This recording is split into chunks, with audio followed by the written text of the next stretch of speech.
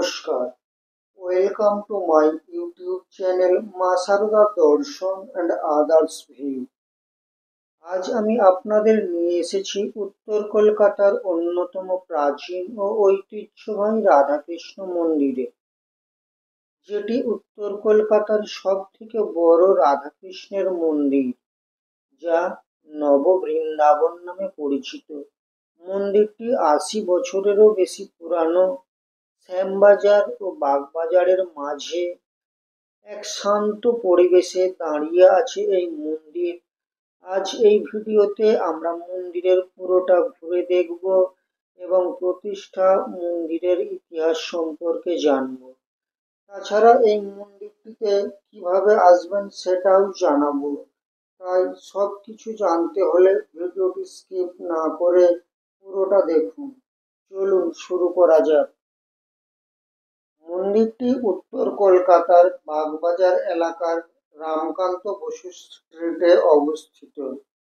নাম শুনেই বোঝা যায় বৃন্দাবনের আদলে রাধাকৃষ্ণের প্রেমলীলা ও ভাবনায় গড়ে তোলা হয়েছে এই মন্দিরকে।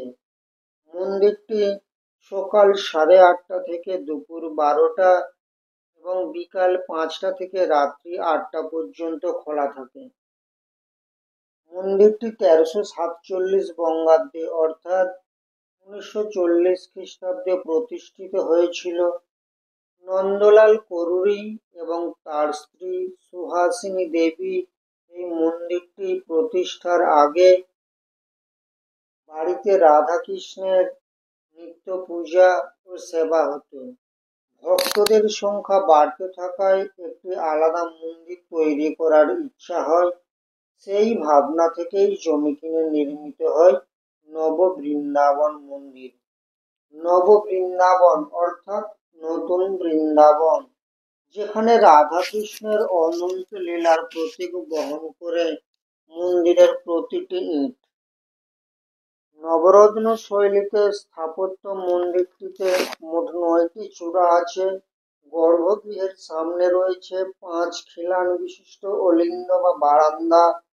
পশ্চিম দিকে 3 খিলান বিশিষ্ট আরেকটি বারান্দা আছে। মন্দিরের সামনে প্রশস্ত নাট মন্দির, যেখানে রাধাকৃষ্ণের উৎসব, কীর্তন ও নানা ধর্মীয় অনুষ্ঠান হয়।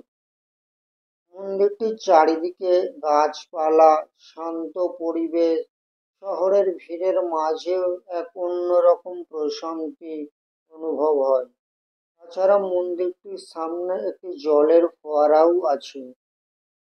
নববৃন্দাবন মন্দিরের সবচেয়ে বড় উৎসব হলো অন্নকূট উৎসব, যেখানে রাধাকৃষ্ণকে 300 রকমের ভোগ নিবেদন করা হয়।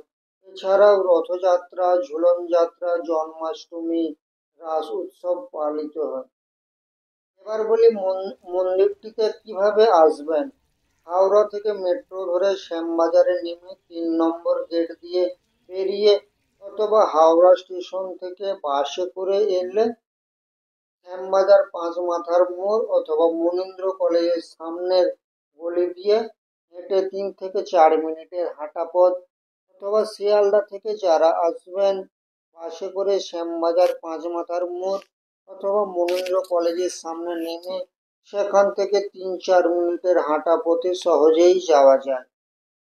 ভিডিওটি ভালো লাগলে লাইক, শেয়ার ও চ্যানেলটি সাবস্ক্রাইব করতে ভুলবেন না। জয় রাধে কৃষ্ণ।